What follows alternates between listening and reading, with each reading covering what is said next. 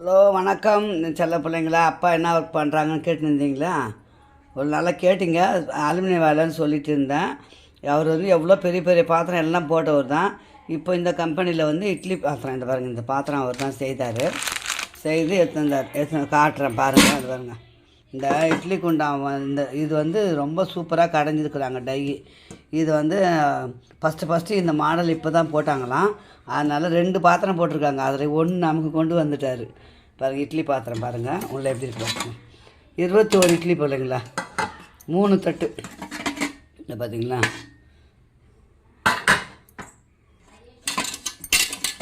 இந்த பாருங்க, நல்லா வெயிட்டாக இருக்குது பாத்திரமே.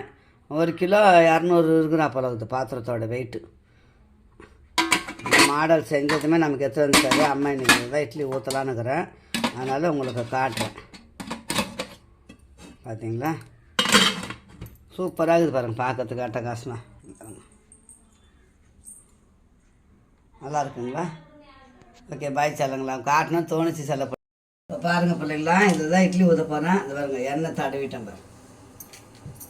எனக்கு ஃபஸ்ட்டு ஊற்றி உங்களுக்கு காட்டலான்னு.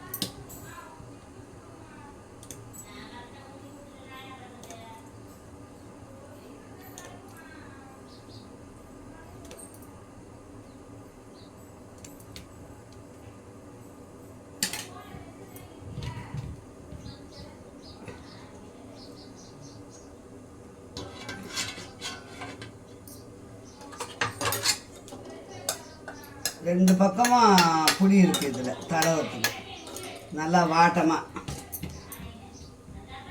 இந்த வீடியோவை பாருங்கள். இந்த வீட்டில் என்ன சத்தத்தை பாரு. ஒரு வீடியோ கூட எடுக்க முடியாது இந்த வீட்டில்.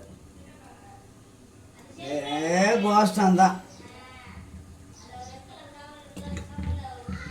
மீன் கடையில் வியாபாரம் பண்ணுற மாதிரி சவுண்டு.